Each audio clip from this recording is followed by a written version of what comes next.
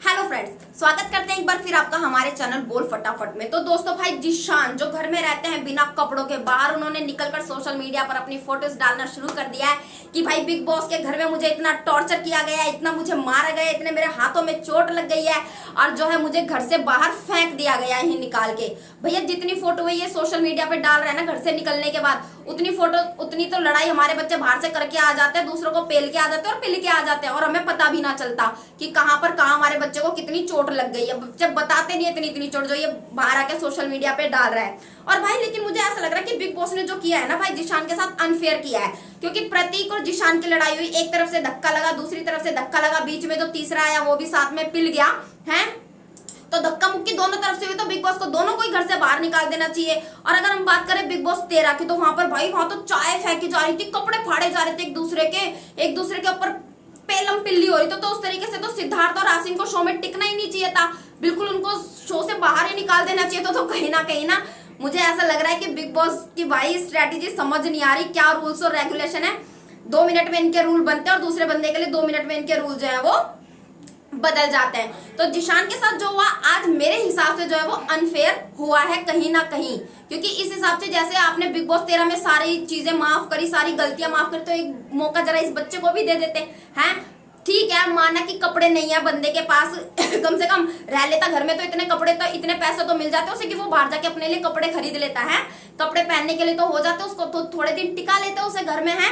और वहां पर जो आज ये पैरों वाली बात हुई भाई स्मिता और नेहा जी की, मुझे तो नहीं लगता कि कहीं से गलत है।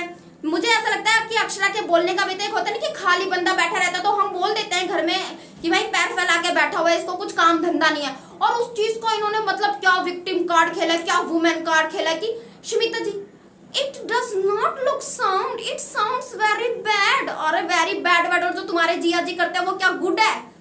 वो कितना गुड है? पहले अपने जिया जी को जाके समझो, फिर यहाँ पर पैर खोलना बंद करना, ये सब चीजें समझाना आके मैडम जी।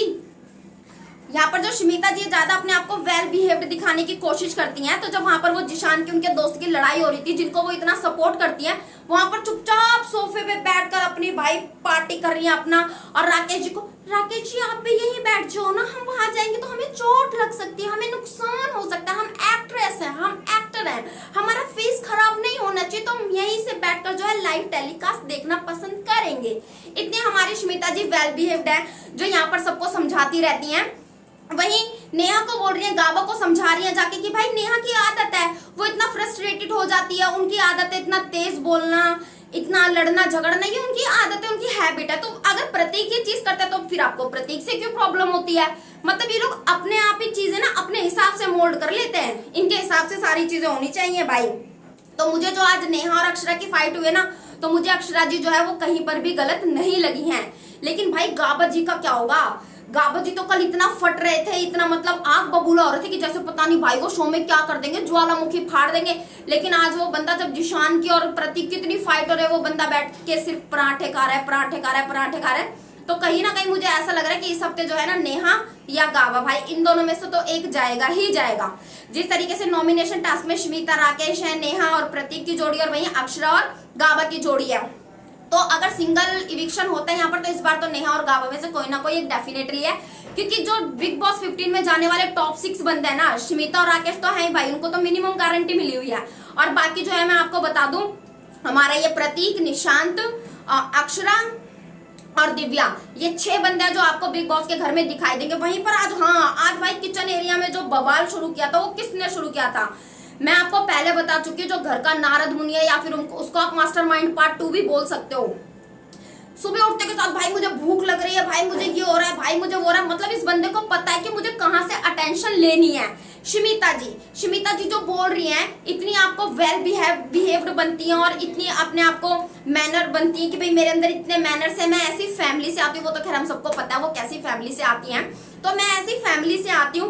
आपको नहीं पता कि सुबह उठ के बंदे खाना खाएंगे? अगर किचन की आपकी ड्यूटी है तो आप एक बार घर के कैप्टन को, जिशान जिसको आप अपना इतना अच्छा दोस्त मानती हैं, एटलीस्ट आप जिशान को बोल देती कि भाई मैं कल खाना नहीं बनाऊंगी, ये ड्यूटी किसी और को दे दो।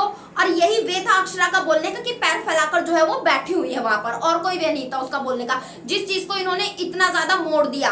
वही स्मिता जी कहती कि अक्षरा बातों को मोड़ती है, लेकिन मुझे ऐसा लगता है कि स्मिता जी बातों को ज्यादा अपने हिसाब से मोड़ने की कोशिश करती हैं।